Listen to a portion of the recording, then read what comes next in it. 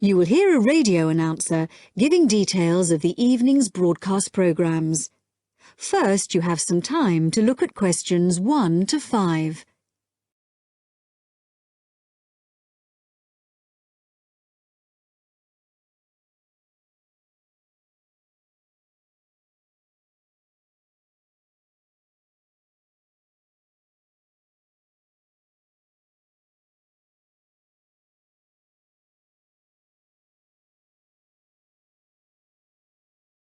Now listen carefully and answer questions 1 to 5.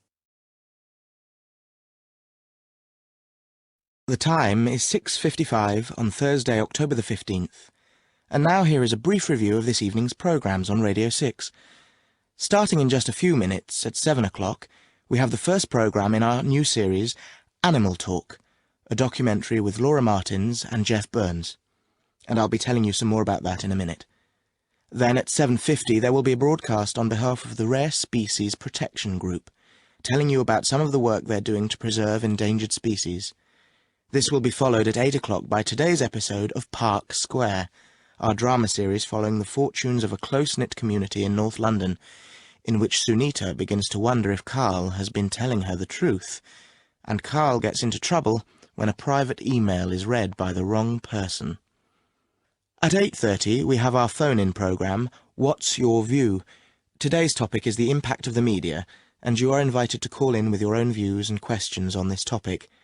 If you have a question for the panel, the number to call is 0207 815 4222. This will be followed at 9 o'clock by News and Weather, and then at the new time of 9:20 we have our Book of the Week, read by Graham Stanish. This week's book is a collection of Rudyard Kipling's Just So stories, which the author wrote for his children at the beginning of the 20th century, and which are now enjoyed by children and adults alike. This evening's story, entitled How the First Letter Was Written, is an imaginary account of the events that led to the invention of writing, involving a young girl called Taffy, and a series of misunderstandings that arise when Taffy sends the first written message in the history of the world. Before you hear the rest of the talk, you have some time to look at questions 6 to 10.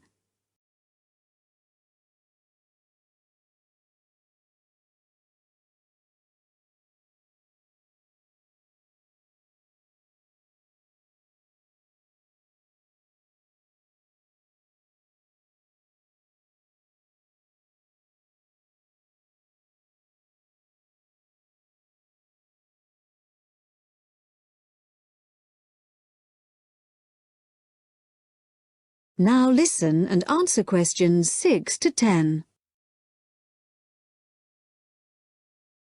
And now, some more information about our major new documentary series, Animal Talk, which explores the fascinating area of animal communication. Tonight's programme compares the communication systems used by two of the world's largest creatures, the killer whale and the elephant. Although these might seem like very different creatures, in fact there are a lot of similarities between them. They're both mammals, they both live in groups, and the social bonds they form are extremely strong. For example, when a new elephant is born, the others in the group will all gather round to greet it.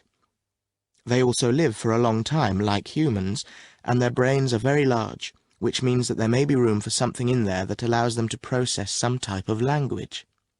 In the programme, Laura Martins, who has spent many years studying the communication systems of whales, describes how although whales do have very good sight, like humans they mostly use sound to communicate.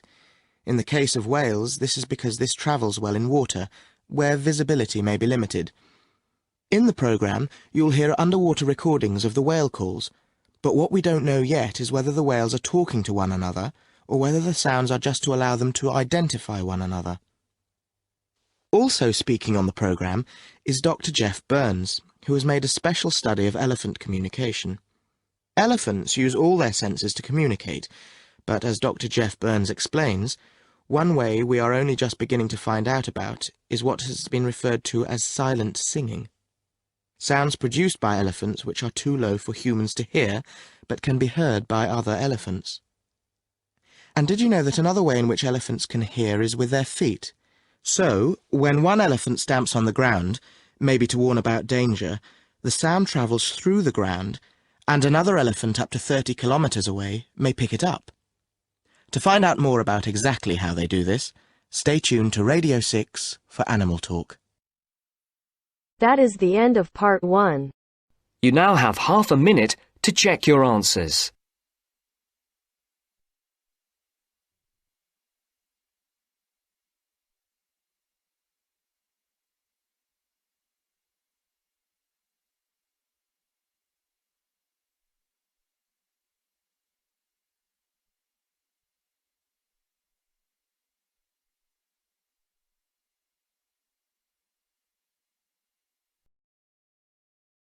Now turns to part 2. Part 2. Listen to the whole survey in the correct order and answer the questions. First, look at questions 11 to 14.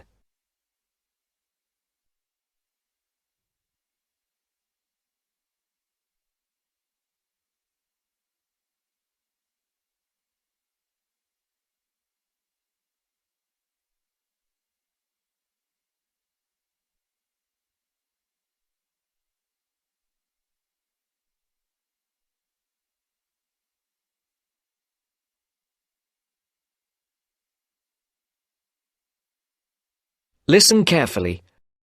Excuse me. Good morning. We're students from St Anne's School and we're doing a class survey. Have you got 5 minutes to answer a few questions? I suppose so. What are the questions about? About spending habits, people's attitudes to money and what they spend money on. Well, yes, OK, but only 5 minutes. Thank you. OK, first of all, if you don't mind answering, what income band are you in? You just need to say low, average or high. Oh, that's difficult to say. I don't know how much everyone else makes. I'm certainly not poor, but I'm not rich either. Certainly not after I've paid all my bills. Shall we say in the middle then? Yes, I think so. And how much money do you feel you have to spend? You said that you have to pay a lot of bills. Yes, I feel that I don't have very much. I earn quite good money, but it doesn't feel like that most of the time. I guess everyone would like to have a bit more money, though. OK, so what do you spend most of your money on? Well, most of it goes on monthly expenses. I've got a big mortgage on my house, and my children's school fees are very high. After I've paid for gas and electricity and water, and all the insurance on the house and my car, I don't have much left. I like taking my wife out to a nice restaurant once a month, but I don't very often buy clothes. Oh, and I collect radios. Old radios. That's my hobby. And how do you usually pay for the things you buy? I use my debit card for most things these days. I have 2 credit cards, but I don't like using them. I prefer to pay for things immediately. Otherwise, I feel I'm getting into debt. I pay my bills online or over the telephone. I usually have between £10 and £20 in cash with me to pay for emergencies, taxi fares and that kind of thing. Before the broadcast continues, look at questions 15 to 20.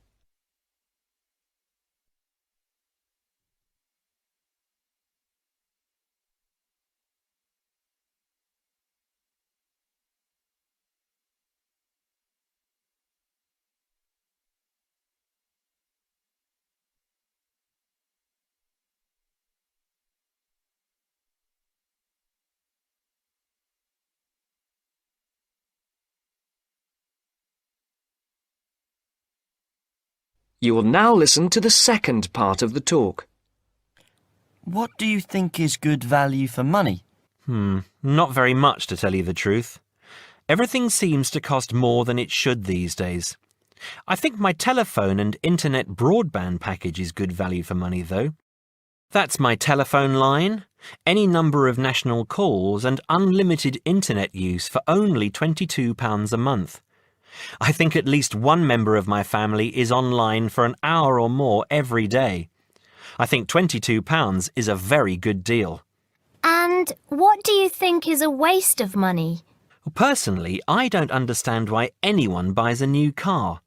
They are so expensive, and as soon as you drive them out of the showroom, they're worth £3,000 less. Perhaps I'm just saying it because I can't afford a new car myself, but to me, it seems so much more sensible to buy a good second-hand car for half the money. Do you ever buy anything you can't afford? Yes, I collect radios, old radios. I have 9 now, and they're quite expensive. I paid £350 for a 1950s radio last month. I didn't have much money for the rest of the month after that. My wife thinks I'm crazy, but it's important to treat yourself occasionally, don't you think? My wife buys nice perfume and lots of clothes, and I have my radios. OK, so finally, would you say that you're a spender or a saver? Well, as I said, I don't really have much to save, but I guess I'm a saver rather than a spender. It's good to enjoy money if you have it, but you must save for a rainy day. You never know what will happen in the future. Thank you very much for talking to us. Have a nice day now. That is the end of part 2. You now have half a minute to check your answers.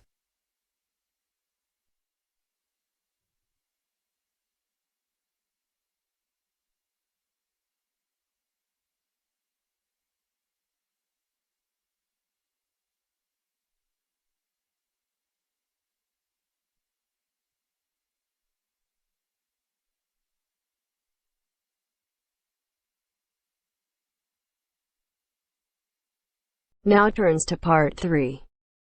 Part 3. You will hear a woman called Phoebe, who is training to be a teacher, talking to her tutor called Tony about research she has done in a school. First, you have some time to look at questions 21 to 25.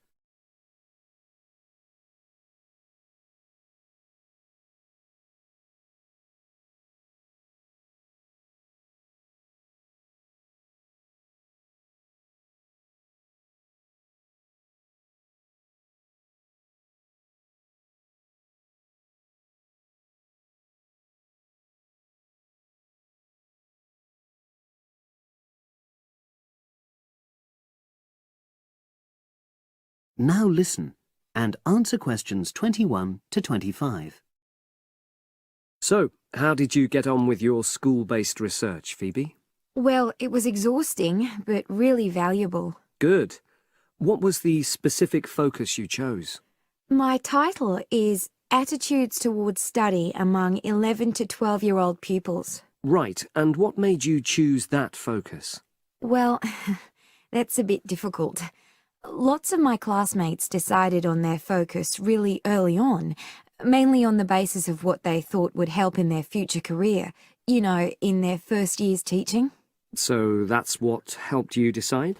Actually, it was that I came across a book written by experienced teachers on student attitudes, and that motivated me to go for the topic. OK.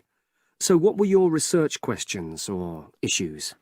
Well, I wanted to look at the ways students responded to different teachers, particularly focusing on whether very strict teachers made teenagers less motivated. And from your research, did you find that was true? No, not from what I saw, you know, from my 5 days observation, talking to people and so forth. OK. We'll talk about the actual research methods in a moment, but before that, can you briefly summarise what your most striking findings are? Well, what really amazed me was the significant gender differences. I didn't set out to focus on that, but I found that boys were much more positive about being at school. Girls were more impatient. They talked a lot about wanting to grow up and leave school. Very interesting. Yeah, it is. From doing the research, it was clear to me that you might start out to focus on one thing, but you pick up lots of unexpected insights. Right. Did you get any insights into teaching? Yes, certainly. I was doing a lot of observations of the way kids with very different abilities collaborate on certain tasks, you know, help each other. And I began to realise that the lessons were developing in really unexpected ways. So what conclusion do you draw from that? Well, I know it's necessary for teachers to prepare lessons carefully, but it's great if they also allow lessons to go their own ways. Good point. Now, I'm really pleased to see you doing this. Analysing and drawing conclusions based on data. But surely this isn't proper data. Because it's derived from such small-scale research. Well, as long as you don't make grand claims for your findings, this data is entirely valid. I like the way you're already stepping back from the experience and thinking about what you've learned about research. Well done. But I know I could have done it better. As you become more experienced, you'll find ways to reduce the risk of difficulties. Okay. Now you have some time to look at questions 26 to 30.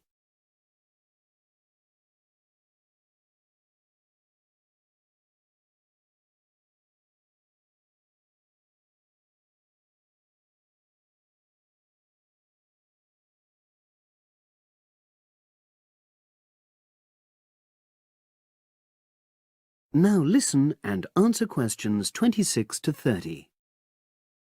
So, let's look in more detail at how you gathered your data.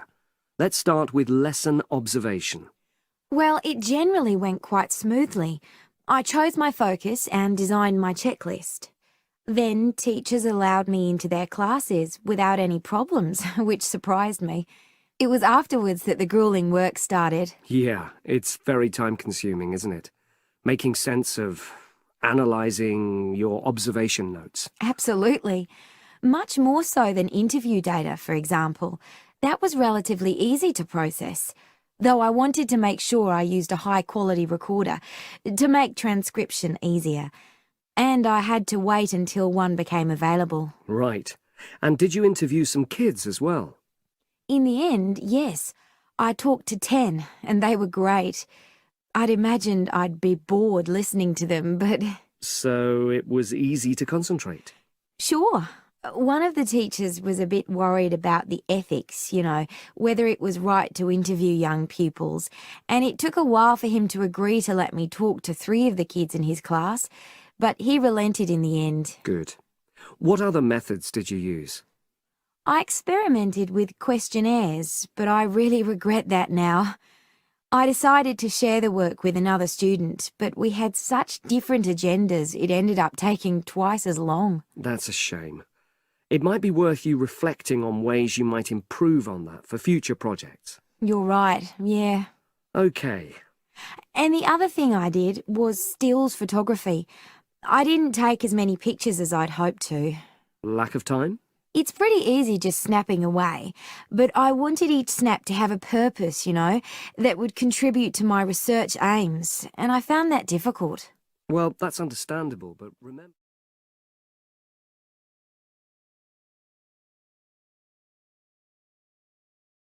That is the end of part 3. You now have half a minute to check your answers.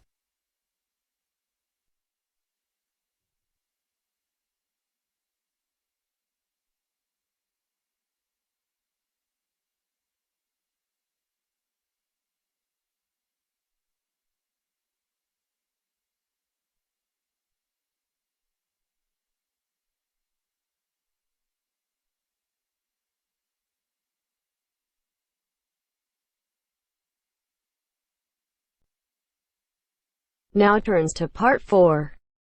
Part 4. First, you have some time to look at questions 31 to 40.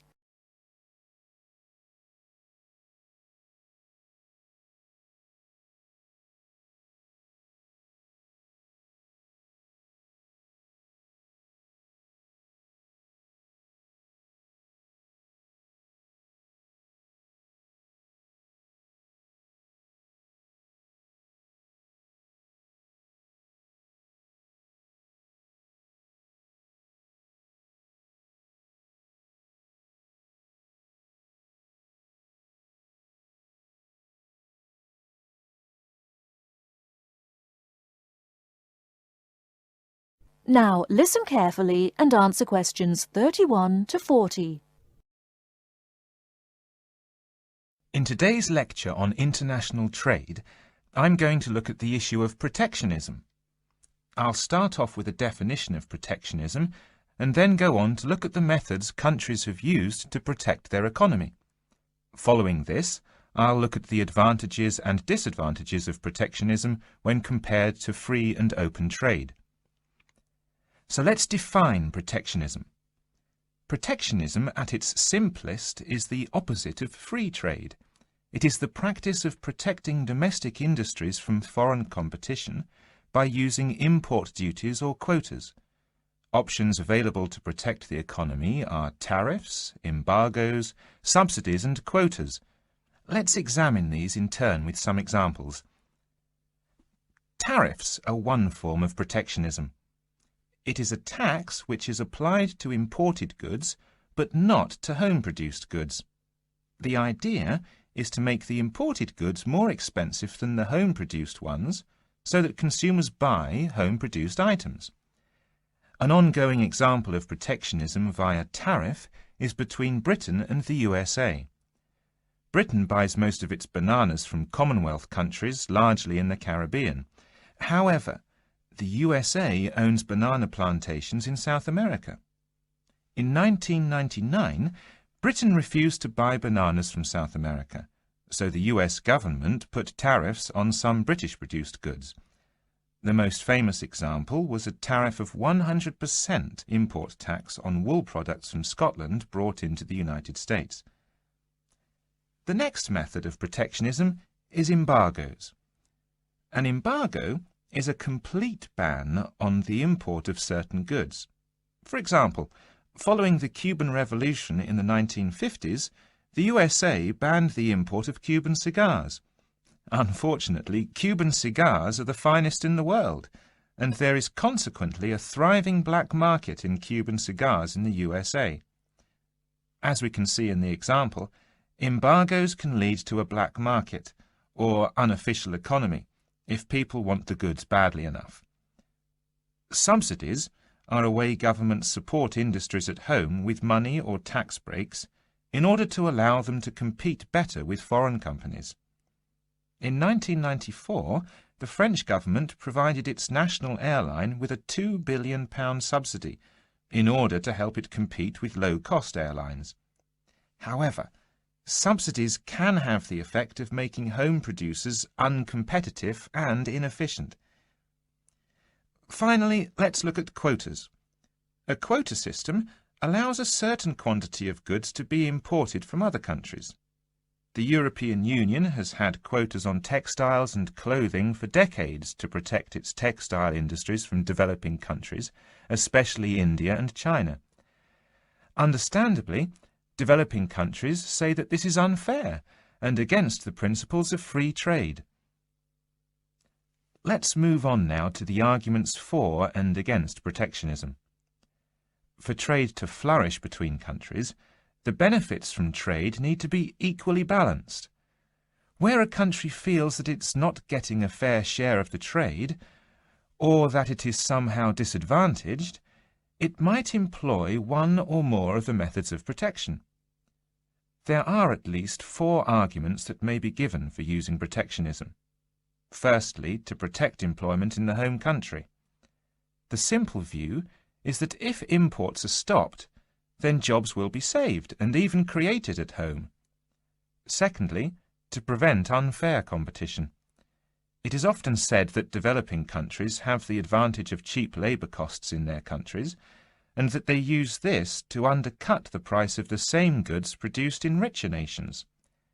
A tariff might be applied to even out this imbalance. Thirdly, to protect new industries. A new industry, particularly one in a developing country, might not be able to compete with long-established industries elsewhere. Tariffs and quotas give new industries the chance to build up production to the point where they can compete. Fourthly, to raise money. Tariffs were once used as a way of raising revenue for the government. In modern countries, they are now seldom used for this purpose, as the damage to trade often outweighs any immediate benefits. Now for the arguments against protectionism, which are perhaps simpler to summarise. Although trade restrictions might help a country for a short period of time, their overall effect is a negative one. Restrictions affect the flow of trade, and the more countries employ restrictions, the less trade can flow. In the long run, no one benefits from trade restriction, because if one country puts restrictions on another country, the other country then puts their own restrictions on the first country. This affects the first country's exports, and as the country finds it difficult to export goods, then unemployment is the result. So, protection tends to help only the protected and can hide inefficient manufacturers. That is the end of part 4. You now have half a minute to check your answers.